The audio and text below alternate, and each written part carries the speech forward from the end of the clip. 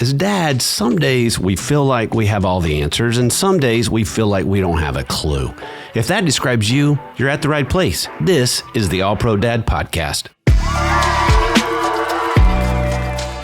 Hey, welcome to All Pro Dad Podcast. My name is Ted Lowe, and I'm father of 4, and I'm joined today by my buddy, BJ Foster, father of just 2. Father of just 2. Just 2, as if that's not enough. That's plenty. That's plenty. Right. Yeah. Well, today, I'm kind of excited about this episode. I don't know if excited is a word, or a little heavy about this episode, if I'm being honest, but also hopeful. Mm-hmm. A month ago, we started talking about this series, very popular series on Netflix called Adolescence. And you guys brought it to my attention, and we looked at it as a team and went, wow, this is so powerful. I can see why it's so popular. And I just need to say before we dive into this episode, we are not endorsing this series, language, and there will be spoiler alerts, but it did speak so much to what kids are going through. Yeah. And to be honest, when I first started, I didn't. You were happy?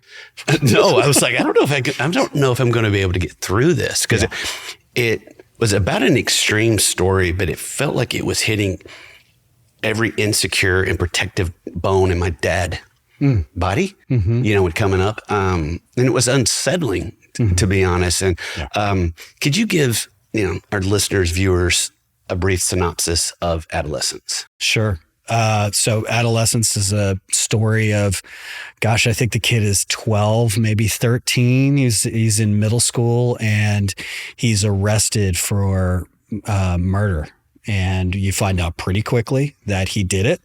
And it's not so much who did it, because we find out pretty early that he did it. It's why did he do it? And it's uncovering that, and it's uncovering a lot of different dynamics, a lot of different social media kinds of things, outside influences. There's the parental aspect of it. They're kind of thinking, what did I do wrong? There are other parents in the whole thing, and you get to see the dynamic between other parents and their children, and maybe where they're missing the mark or stressed out or not really connecting with one another.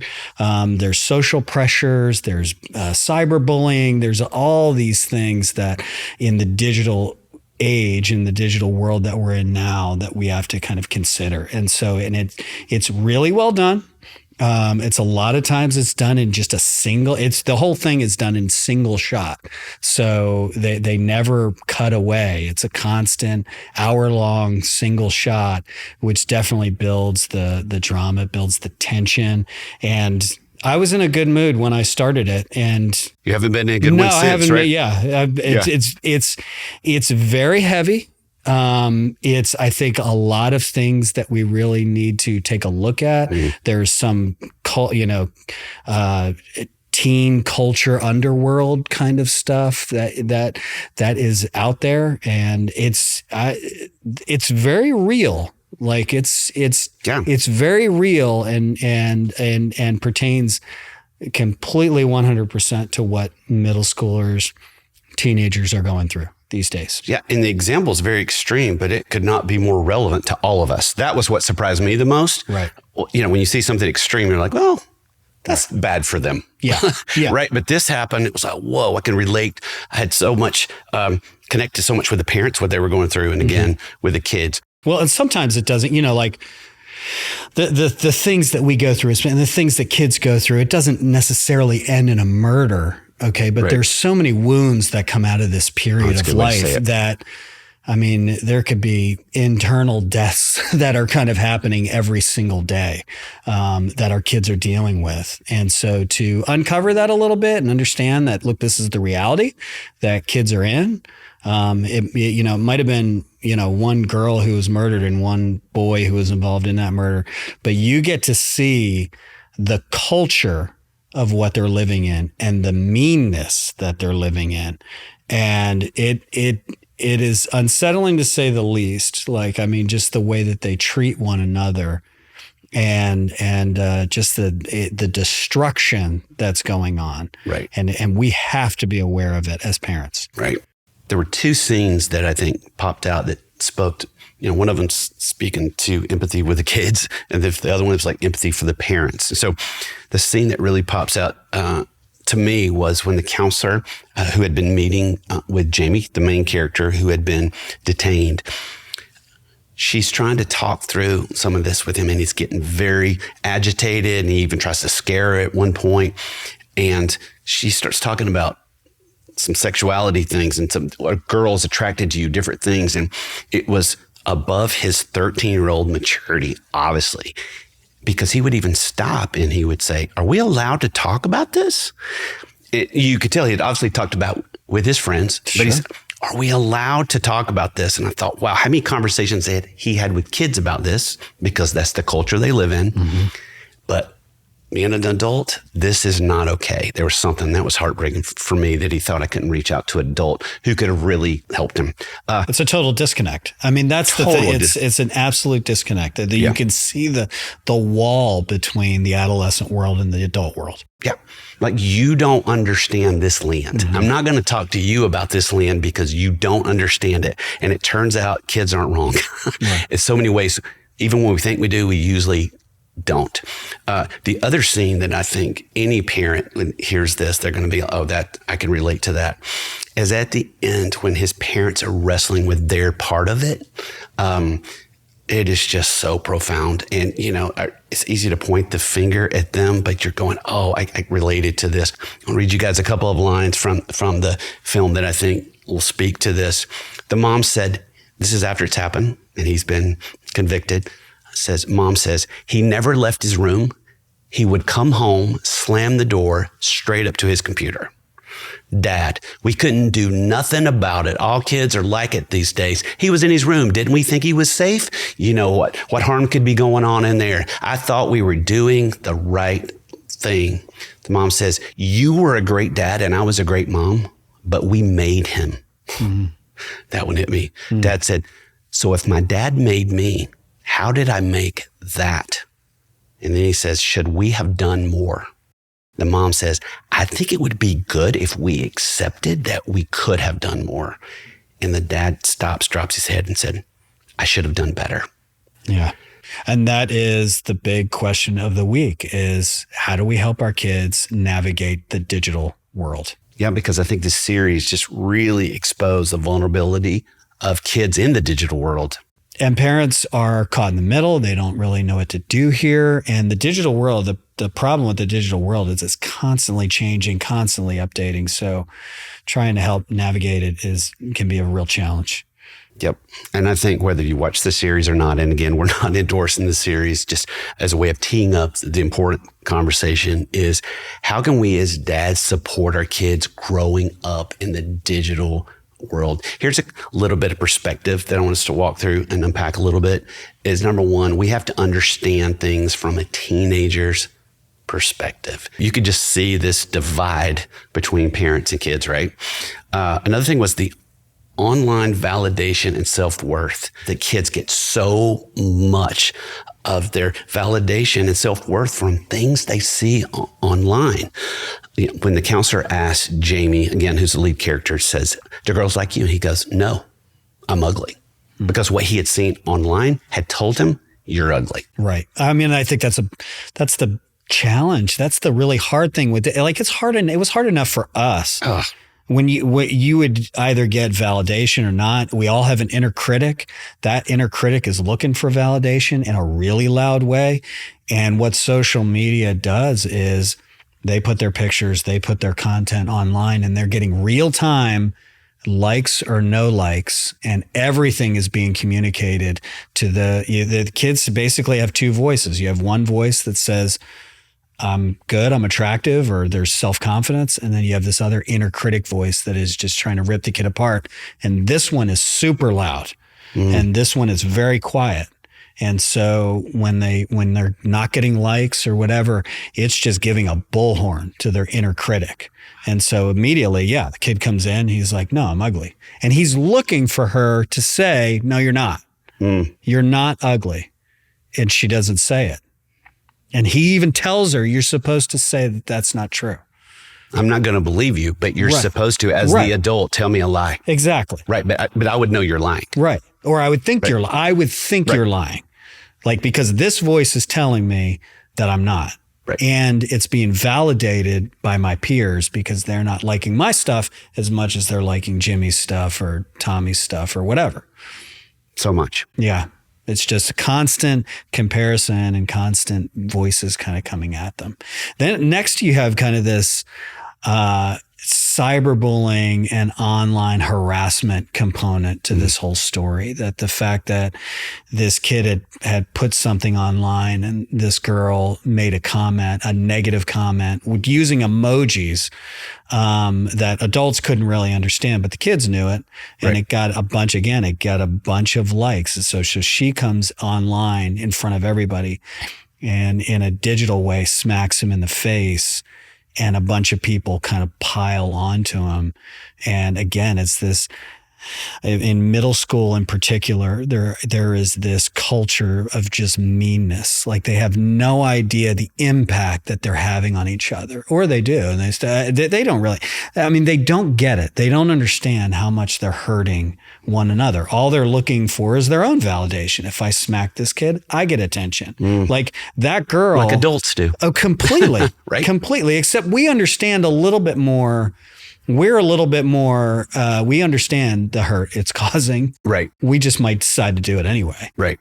They don't really understand it as much, the impact that they're having. All they're thinking is, if I say a smart aleck comment or if I smack this person in the face, I get a ton of likes. I get validation. I feel better. I make everybody laugh. They're not thinking of the casualty that's taking place, that it's coming at somebody else's expense.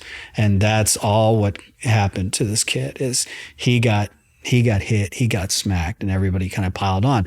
And in our day, it would happen at school. It might happen afterwards. We go home. We get a break until tomorrow at school. They go home. They go into their room. They get on their phone, and it continues and it continues, and it never stops. Never.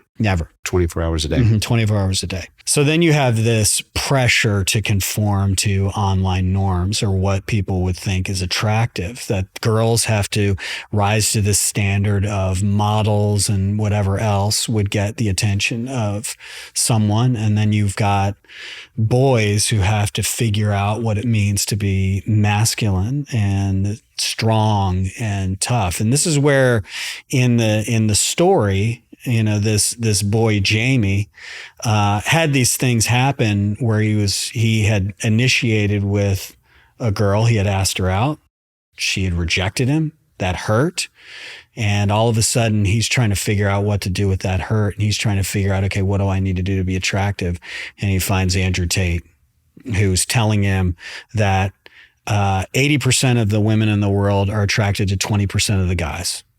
So if you want affection from women, you got to trick them. So he's hurt by a girl. He's angry about it.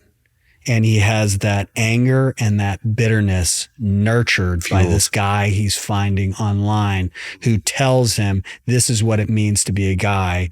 Women, they create a ton of problems. You just got to take them and trick them. And you need to get yourself attractive so they can't resist you. And then you can kind of be the one in control. Right. And to a kid's, credit, they're digging for, what do I do? How do I handle something this hurtful? Right. And they're going online instead of their parents because you don't get it.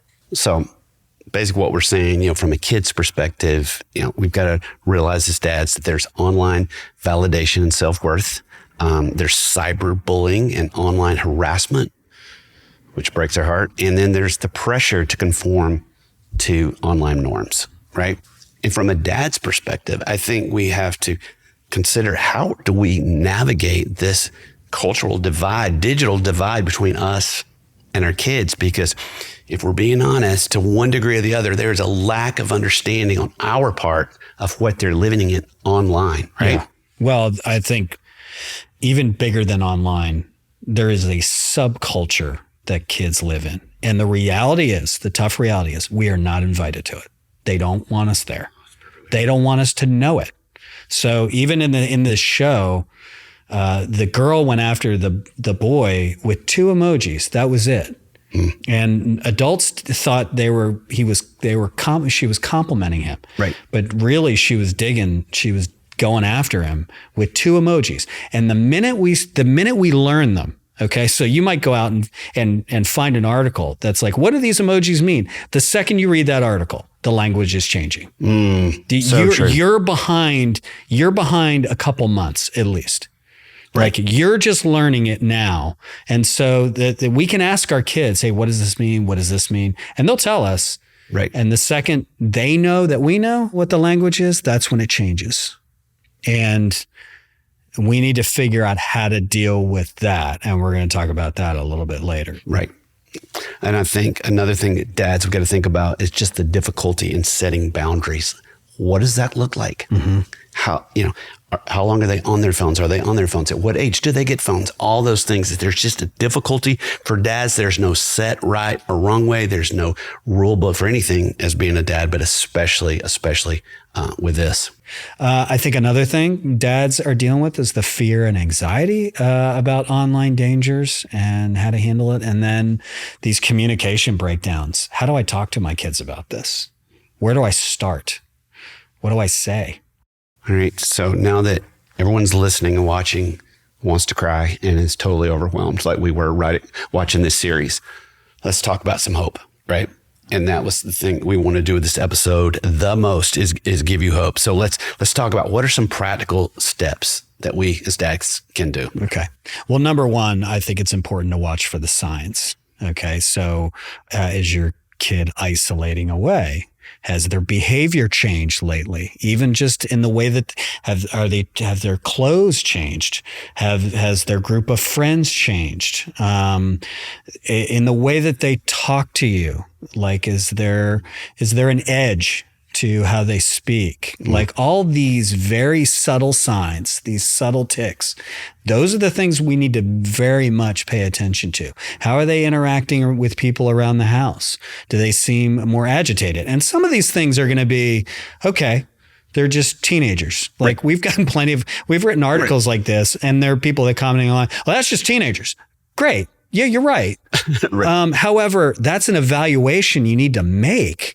You need to be looking for these signs because they could point to deeper things going on. Yeah. Listen to your gut. And I would say, listen to your wife's gut as well. If you're married, lean into that. If the two of you are going, hey, what do you think about this? Talk about that a lot. What's going on? Well, then we see that. But you're just saying, hey, don't la. No. Right. Or assume that they're fine. Like I think that was a part of this, part of the heartbreaking part at the end when the parents are doing evaluation of what could I have done better is they assumed because their son was in his room, he was safe. And that's the problem. It's like if we're sending our kid to 7-Eleven when they're 11 years old, we're going to prepare him. Right? We're going to be like, okay, watch out for this person. If this type of person happens, I'll never forget. I was leaving a concert one time with 4 teenagers that I had taken, and they were younger. They were like maybe 13 or whatever. And we were in a city. And I said, okay, fellas, gather in. There's a lot of weird people outside. Okay. I want you to just walk like you have purpose, talk to each other, be like having a fun time. If they try to talk to you, just act like you didn't hear them, like you're in the midst of a conversation. I'm preparing them to walk to the car. Right. But are we preparing our kids for what they're going to encounter online? Are we having these conversations? Are we asking them, like, hey, have you ever experienced this? Have your friends experienced this? We need to be asking those questions so that they're ready for what they encounter. So watch for signs. Watch for signs. Educate yourself and set boundaries. Yeah, right? Set boundaries. I think that's one of the biggest things is you can't just let your kid disappear up into their room and into their devices and think they're fine. Right. Because they are being influenced by something.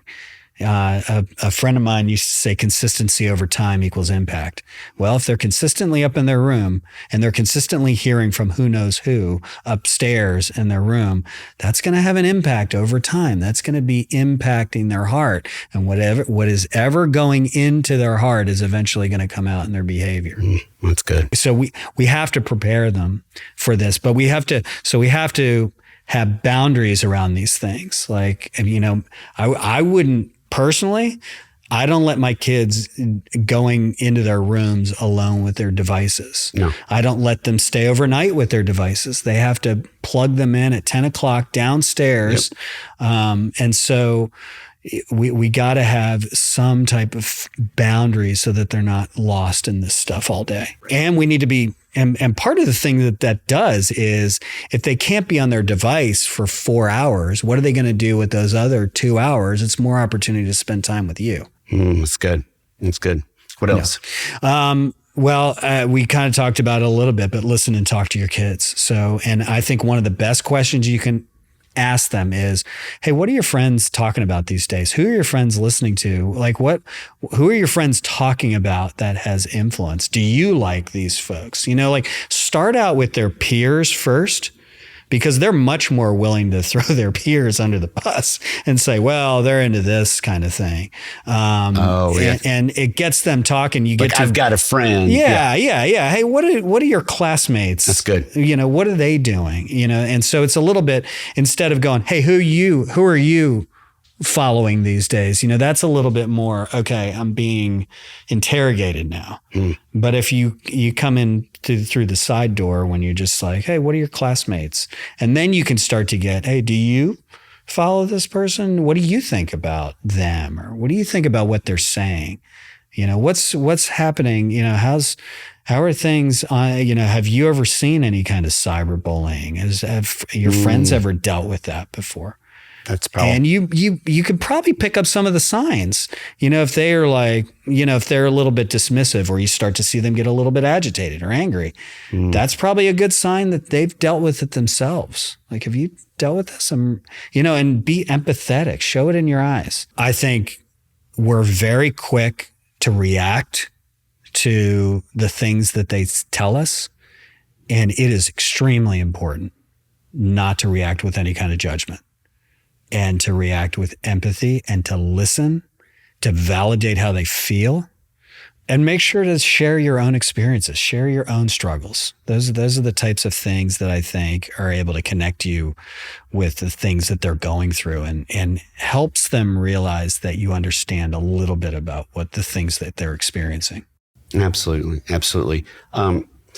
Dads, we hope, despite the heaviness of this, you find some hope. And one of the things that I feel like gives us hope every week is to really make what we're talking about a practical thing. So our pro move of the week this week, based on this, is to set a weekly digital reminder to have an online check-in with your kid. Because I don't know about you, but my life starts going really, really fast and I forget. So it's just, hey, let me just talk about it with them. And to reiterate what you're saying, it is, you can say whatever, you can be clumsy with this thing, you can struggle with this thing, but you can talk to me because I'm safe, because they need us to be. They need us to be safe. BJ, thanks for talking about this with me. And thank you guys for listening. If you want to hear more about the digital divide, you can go to allprodad.com. You're going to find a lot of resources there. But the main thing I want to say as you're leaving is thank you for listening. We know that you and your kids will be glad that you did. Thanks for listening to the All Pro Dad podcast. All Pro Dad is the fatherhood program of the nonprofit Family First. Along with our motherhood program, iMom, we exist to help you love your family well. Subscribe to our daily email, the All Pro Dad Play of the Day, by going to allprodad.com/subscribe and get daily powerful and practical fatherhood tips in your inbox. The All Pro Dad podcast is hosted by me, Ted Lowe, produced by Bobby Lewis.